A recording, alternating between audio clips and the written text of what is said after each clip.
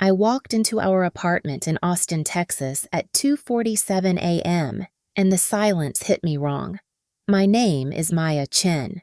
I'm 26 years old, and I'd just worked a double shift at the hospital where I was finishing my nursing residency. The bedroom door was cracked open. I heard breathing, 2 patterns. My heart didn't even race, it just stopped. I pushed the door wider, and there he was. Derek, my boyfriend of 4 years, tangled in our sheets with someone I'd never seen before. She had red hair. I remember that detail so clearly it still burns. He looked at me. No guilt, no panic, just irritation, like I'd interrupted something important. He said, "Maya, you weren't supposed to be home yet." Not an apology, not an explanation, just annoyance that I'd ruined his night. I stood there frozen, and he actually sighed like I was the problem. That's when something inside me shattered so completely, I didn't even feel it break. I didn't scream. I didn't cry. I just turned around and walked out. I heard him call after me, heard him say, "Come on, don't be dramatic," but my legs kept moving. I drove to my best friend Jenna's place across town and sat on her couch until sunrise, staring at nothing. She held my hand. She didn't ask questions. When the sun came up, she finally spoke. "What do you need?" I looked at her and said something I didn't know was true until that moment. "I need to disappear." Derek texted me 47 times that day. Most of them weren't apologies. Most of them were excuses wrapped in blame. "You're always working." "You never have time for me." "This is partially your fault." Each message made me feel smaller, uglier, more worthless. He'd been telling me for years I was lucky to have him, that I was too focused on my career, that I wasn't exciting anymore, that I'd gained weight, that I was boring. I'd believed every word. I'd shrunk myself to fit into his world, and he'd still chosen someone else. 3 days later, I moved out while he was at work. Jenna helped me pack. We didn't take much. I left behind everything that reminded me of him, which meant I left behind most of my life. I found a tiny studio apartment in South Congress, barely big enough for a bed and a desk, but it was mine. The rent ate through my savings, but I didn't care. I needed walls that he'd never touched. That first month was hell. I cried in grocery store parking lots. I lost 12 pounds because food tasted like cardboard. I showed up to my shifts with swollen eyes hidden behind extra concealer. My coworkers asked if I was okay. I lied every single time. But something strange started happening around week 5.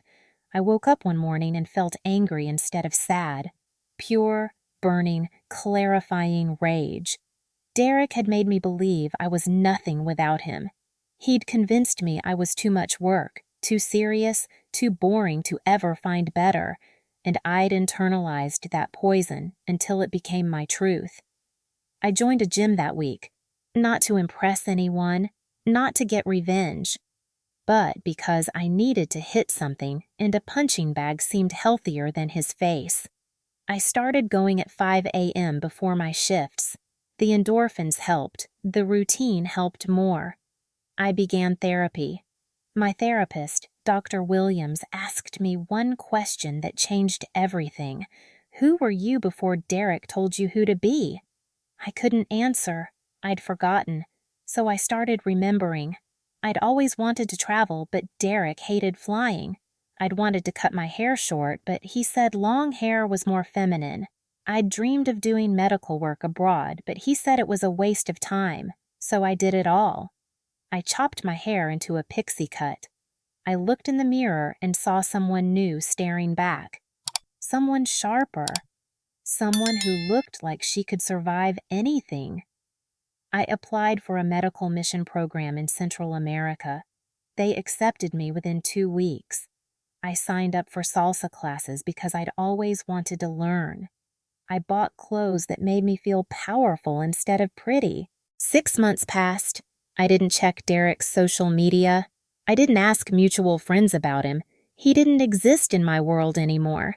Then I ran into him at a coffee shop in downtown Austin. I was with Miguel, someone I'd met at salsa class. Funny, kind, an architect who listened when I talked about my day. We weren't serious yet, but we were happy.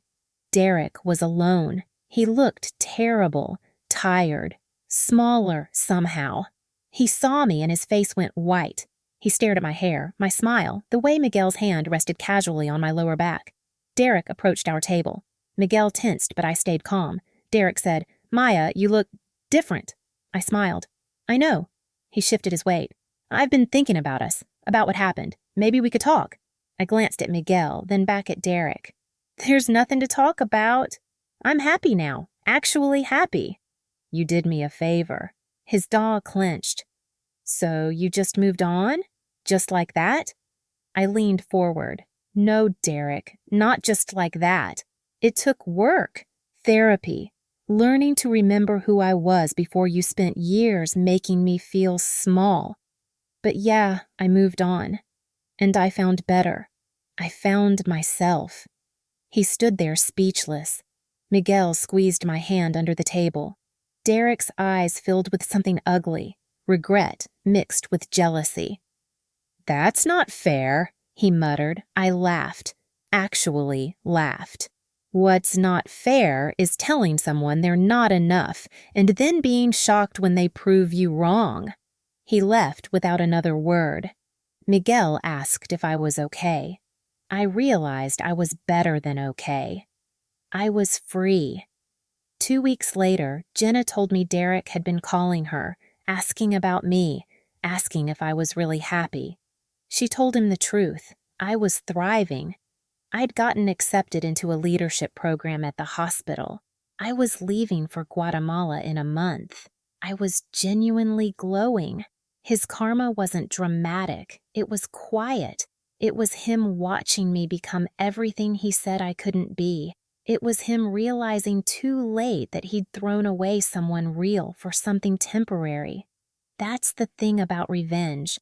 Sometimes the best version is simply becoming so happy, so whole, so completely unbothered that their absence becomes the joke. If you're going through something similar, remember this. Their betrayal is not your definition. You are not too much or too little. You are not boring or unworthy. You are simply with the wrong person. And when you finally leave, when you finally choose yourself, that's when your real life begins. That's when their karma starts, because they have to live knowing they lost you, and you get to live knowing you saved yourself. This is Maya from Venomous Revenge, reminding you that the best revenge is becoming someone they can't recognize anymore. Someone better! If this story hit home, drop a like and let me know in the comments what you think. Have you ever had a similar experience? Share your story below.